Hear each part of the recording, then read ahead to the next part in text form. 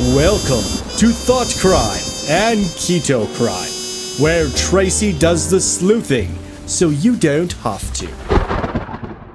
Thank you everyone for joining us here today on Keto and Crime and Thought Crime. Today I have a really special treat. I have Mr. R.G. Dunlop and Jacob Ryan. They are the two reporters that broke the expose on our last subject, Dan the Pope Johnson, and they've been so kind as to come on and chat with us today so that we can get to know a little bit more about what they went through to get the story and how they got the story and things of that nature. So just to get started, why don't you each introduce yourselves to my subscribers and let them know where they can find your current work, and I'll put all your links and everything down below as well.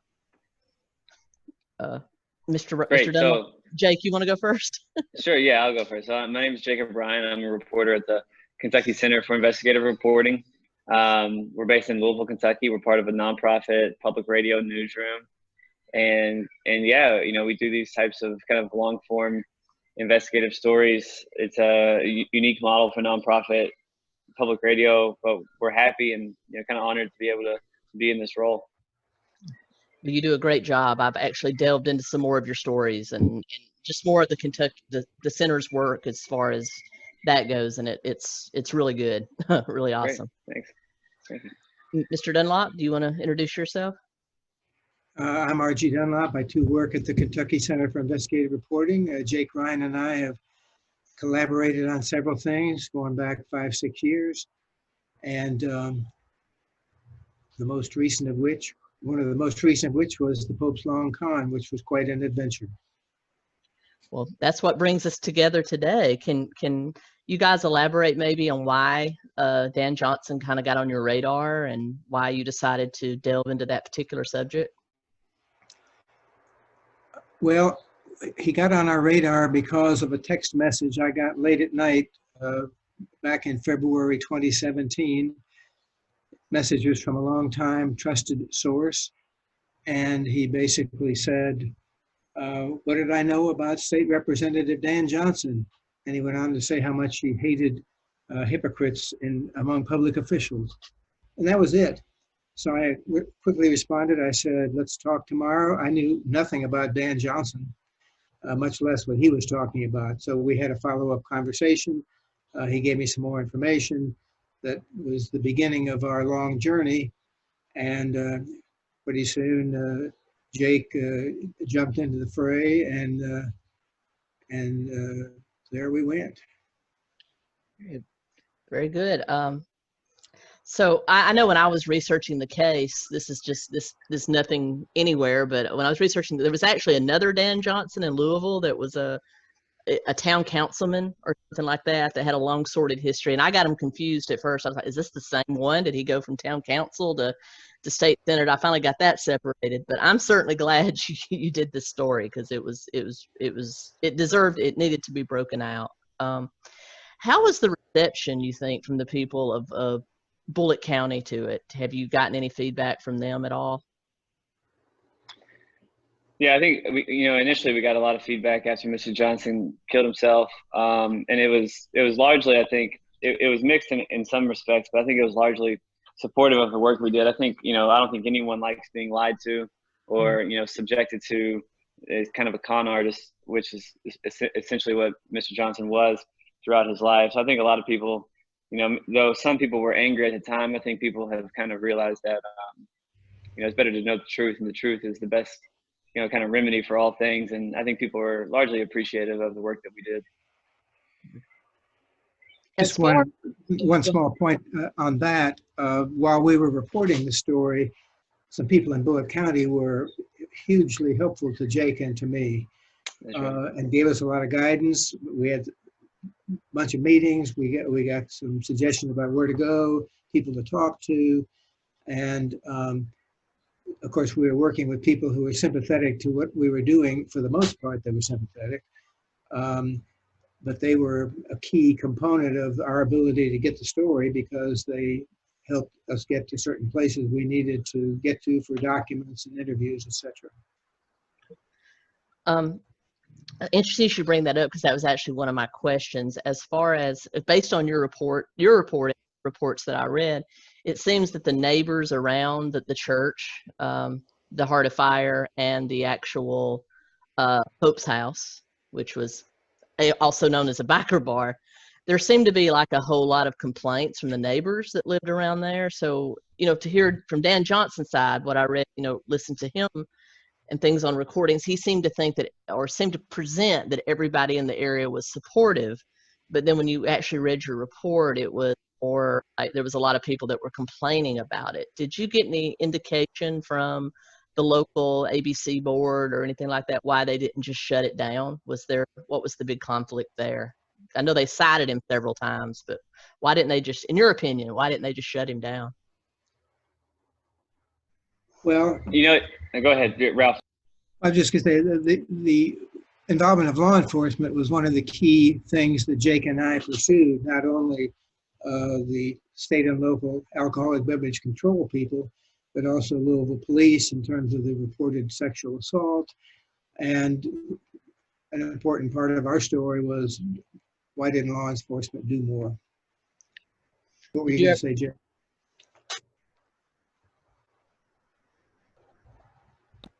That was it, basically. That, yeah.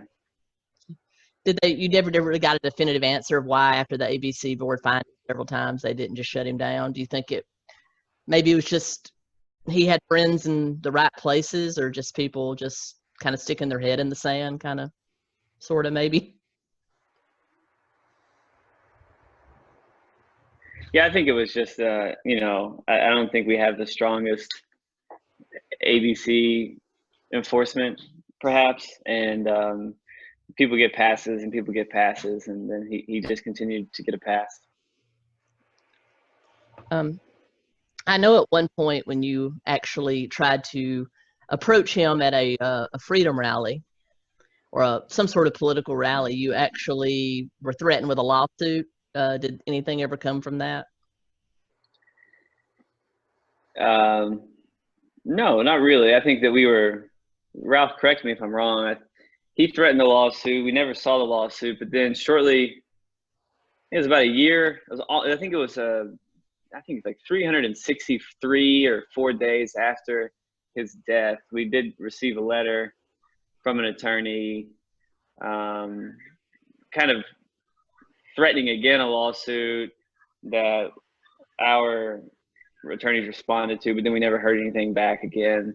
So nothing ever came of that. I mean, we asked him, you may have been able to hear on the podcast, we asked him, what lawsuit he was talking about at that rally, and he didn't explain, and we never really got an explanation on that. We never really heard much from that. Probably just another bluff. Probably. And we don't, of course, know exactly what the family's thinking was about why they didn't pursue a lawsuit, but our thinking was the story was absolutely airtight. It was never challenged. No aspect of it was ever challenged factually. And if you have no basis to sue, maybe that's one reason you don't file a lawsuit. There was nothing to sue for. So at least that's, I think, our take on it, that they had no reason to go forward. No attorney wanted to take the case, so they didn't want to pay an attorney to take a case that was doomed to fail. So they just threw out some angry words over a period of time and then let it go. And just from listening to everything that you guys pursued, I know this is a very difficult case for you. You had to delve up a lot of unsavory things. In your opinion, was Dan Johnson, and I'm not asking you to psychologically evaluate anyone, but was Dan Johnson, did he know he was a con artist, or did he actually in his mind have the perception that some of what he said was true? Did you find any evidence to support either of those things? I don't know. I think that's really difficult to say. We tried multiple times to get an interview with Mr. Johnson. We sought him out at the rally. We called him. We called his colleagues at the state legislature to try to get an interview with him, and we just never did. So we never had the chance to sit down with him and kind of ask him those types of questions to try to get inside his mind. It could really be either way. I mean, he certainly put on the public face that this is who he was. So maybe he believed it. Maybe he knew what he was doing. Sadly, we'll just never know. It's because he was obviously an intelligent person. I mean, it takes a special kind of intelligence to be able to pull off what he pulled off. I mean, there was just lie after lie that didn't come to light until you guys brought it to light. And it was just amazing how evidently an intelligent person can either use that intelligence for good or not good. And it's just, I wouldn't have the prowess to pull off something like that. None of those things would ever enter into my mind, from burning a car to burning a church to having an alligator in the back of my, in the backyard of my house and thinking that was okay. So it was just amazing to me how he, obviously a super intelligent guy, that just kind of went the wrong way. And I mean, that's just I guess my 2 cents on it.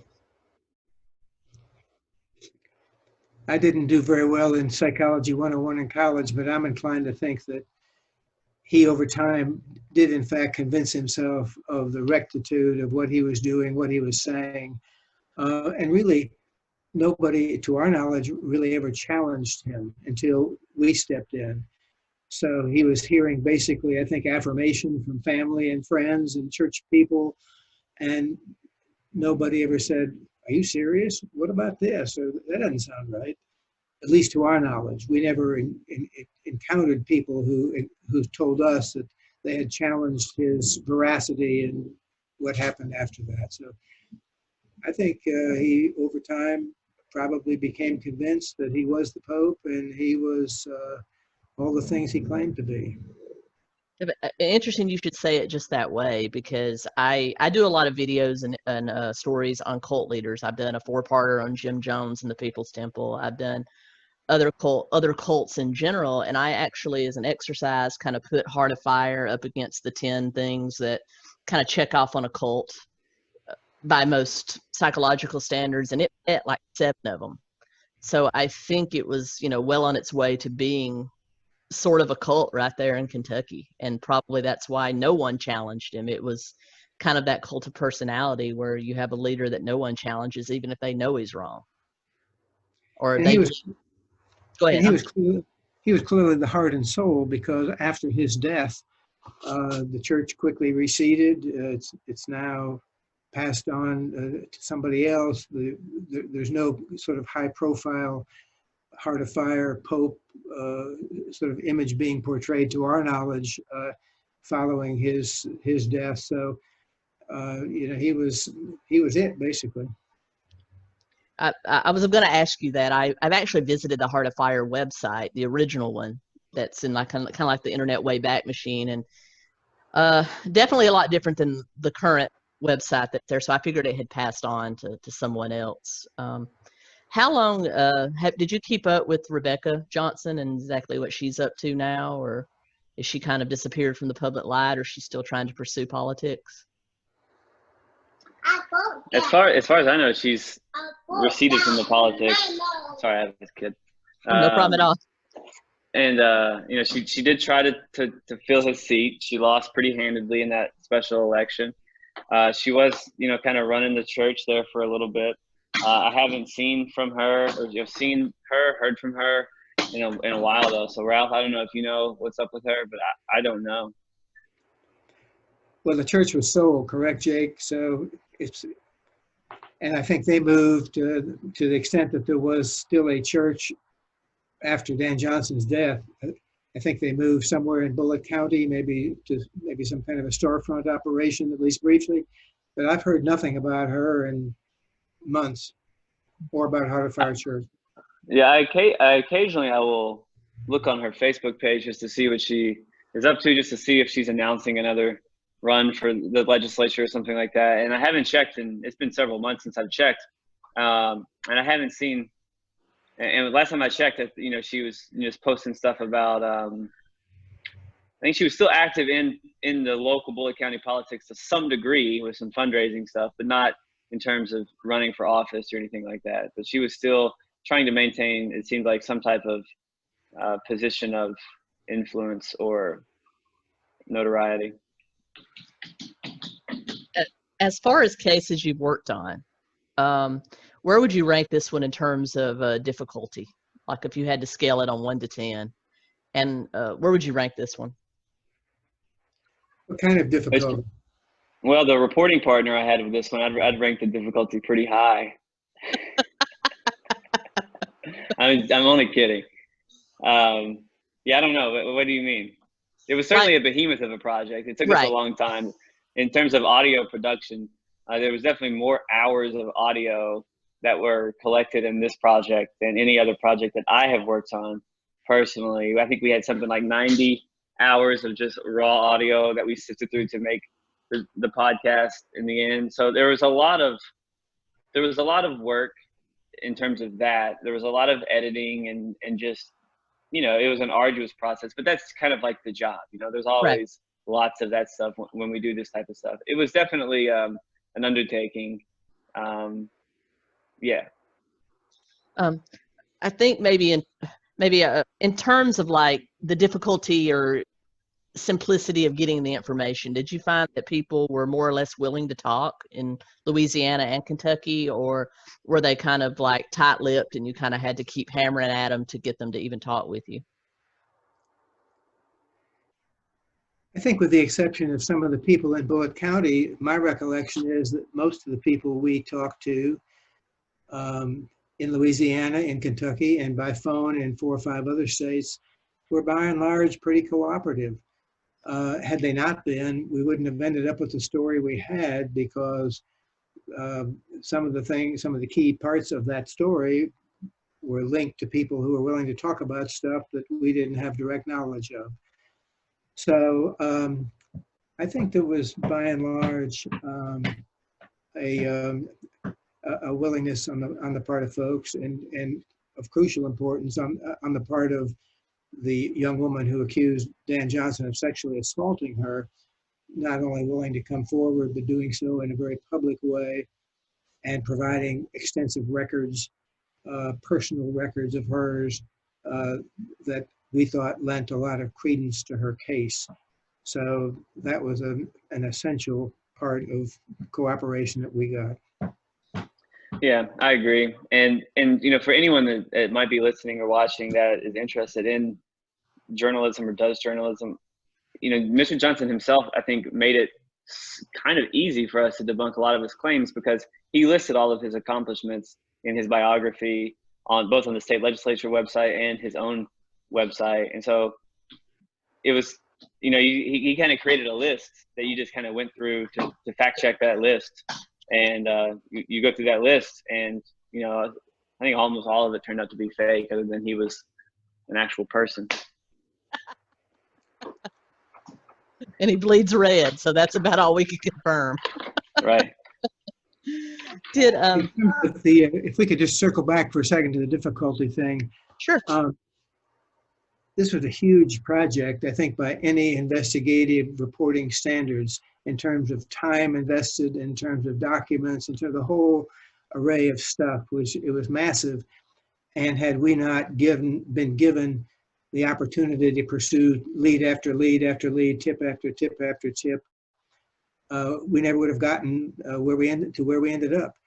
And Jake mentioned this mound of audio that we had. We had a great producer who was a key player in getting this podcast that we produced to the finish line, and in the very good shape that it was.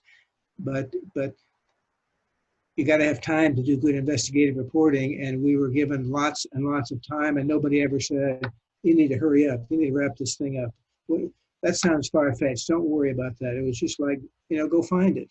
And because we got that kind of encouragement from our managing editor, Brendan McCarthy, we were able to go find it time after time after time. And that really is what made the end product what it was, in my opinion. Well, that's true journalism, in my opinion. And I think you guys give a different twist on what we're told about the media.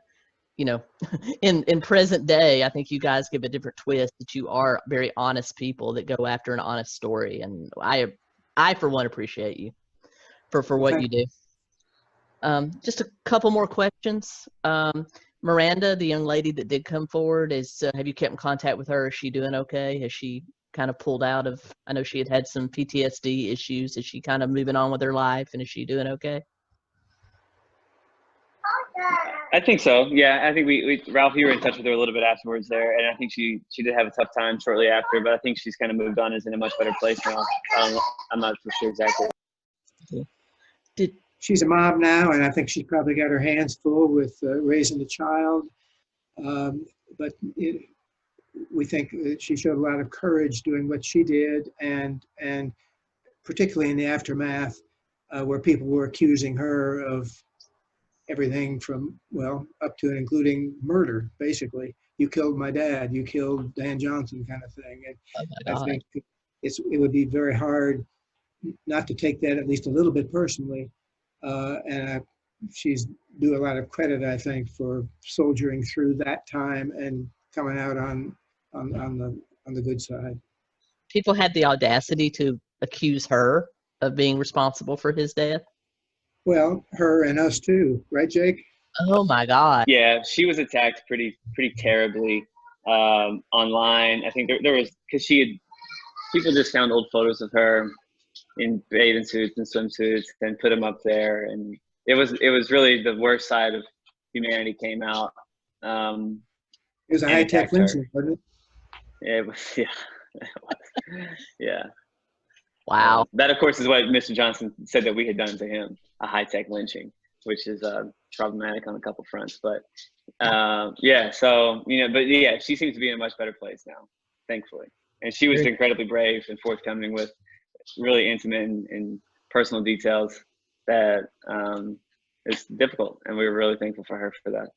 Definitely. She was very brave to go up against somebody that had a lot of power in the area that she lived. So right. Yeah. Well, in addition, Ms. Richmond had approached a number of people before we contacted her and tried to interest people in her story, including other media representatives in Louisville, people in Frankfurt, the state capital, and elsewhere, and nobody would bite. They just, for whatever reason, maybe it was too delicate or too whatever, she just couldn't generate any interest. And when we contacted her, it was like she was almost in disbelief that somebody was finally interested in hearing her story. Yeah, that's amazing that no one else would jump on that. I don't, maybe it was fear, maybe it was the election, the climate and the political climate that was going on in the time, or maybe they were scared of him. But I'm certainly glad you guys weren't. And did you ever come to any opinions or revelations as to why the Louisville PD or local law enforcement why they dropped the case? Why didn't they pursue it more? I know that. I just think that's just indicative of one of our colleagues, Eleanor Klibanoff, has dug into the way that police investigate cases of rape and other sexual assault, and it is somewhat just indicative of how police handle these types of allegations, and that there's just not a lot of, in many cases, Ms. Richmond's included, there's just not a lot of priority given to these cases that police often say are difficult to prove because it's he said versus she said, and to kind of come to a conclusion there is difficult for police. And so it's just kind of the way it goes for lots of women and people that are victimized by sexual assault. It's a sad reality. I mean, we definitely reform on a lot of areas when it comes to law enforcement, and I'm glad you brought that. We're able to bring that out in this case. Is there any closing remarks you want to say to my subscribers or anyone else that might see this? Because you've been wonderful in chatting with me, and I really appreciate you giving me some of your time, both of you. I just, thanks for looking at it with such a thoughtful lens. I think this is a really important story, and it's just one of those I think about sometimes. It's just like, this guy, Mr. Johnson, existed in his realm of power for quite a long time, and in a small little town in Kentucky, and those types of people can be anywhere, really. I think it just shows that these types of people can be anywhere doing anything, and so it's always just important to have a check on power, to ask questions, and to be critical about anyone that makes claims such as Mr. Johnson with the intent to gain power and control over people. Thank you. I agree with that wholeheartedly. I was going to say the accountability factor is really crucial here, and it's crucial for journalists to hold public people accountable, at least try to. And, you know, Mr. Johnson has escaped our notice among many other people's notice for a long time before we started looking into his situation. So there was plenty of, if anybody wanted to finger point, there was plenty of that to go around. But going forward, I think the lesson is try to find the time to ask the right questions and don't accept things on their face if they have the slightest hint of that doesn't smell quite right. Take a little time to dig in. And you never know what you find. I agree with you both. I grew up in a very small town in Alabama, population less than 4,000 people. And I think small towns can be echo chambers lots of times. And so you get cults of personality in there. I mean, there are lots of crimes here in the South that I could pull up that I've researched that are just never go punished because somebody's afraid to investigate them, or they just get swept under the rug in some system of, okay, well, he didn't mean to do it, you know, or she didn't mean to do it kind of thing. So I think you were very brave in trying to kind of break through that echo chamber and hold somebody in a small town system accountable. So I'm very appreciative of that.